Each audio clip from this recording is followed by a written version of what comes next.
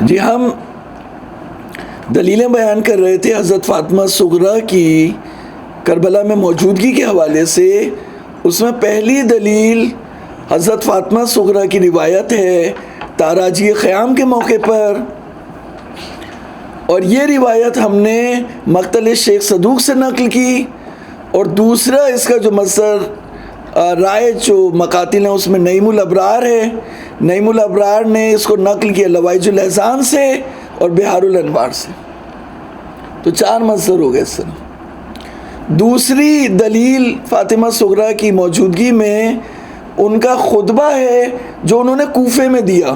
جس طرح سید سجاد نے خطبہ دیا، بی بی زینب نے خطبہ دیا، ام کلثوم نے خطبہ دیا، اسی طرح سے تمام مقاتل اور مورخین اور بزرگ، ہمارے جتنے مقاتل کے بزرگ ہیں ان سب نے حضرت فاطمہ صغریٰ کے خطبے کو کوفے میں نقل کیا.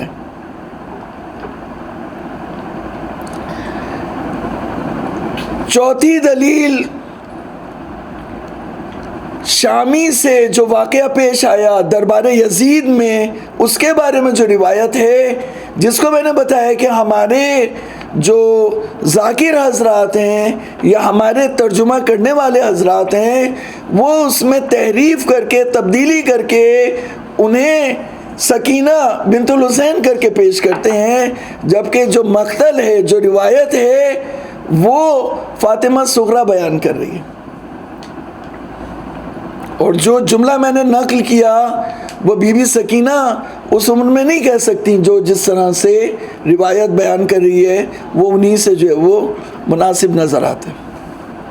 تو بہرحال ہم نے آپ کو بتایا کہ ہمارا مقصد، ہمارا مشن یہ نہیں ہے کہ ہم کوئی جدید چیز لے کر کے آئیں، بلکہ یہ ہے کہ روایت کو روایت میں تصرف یا تحریف یا تبدیلی نہیں کی جائے.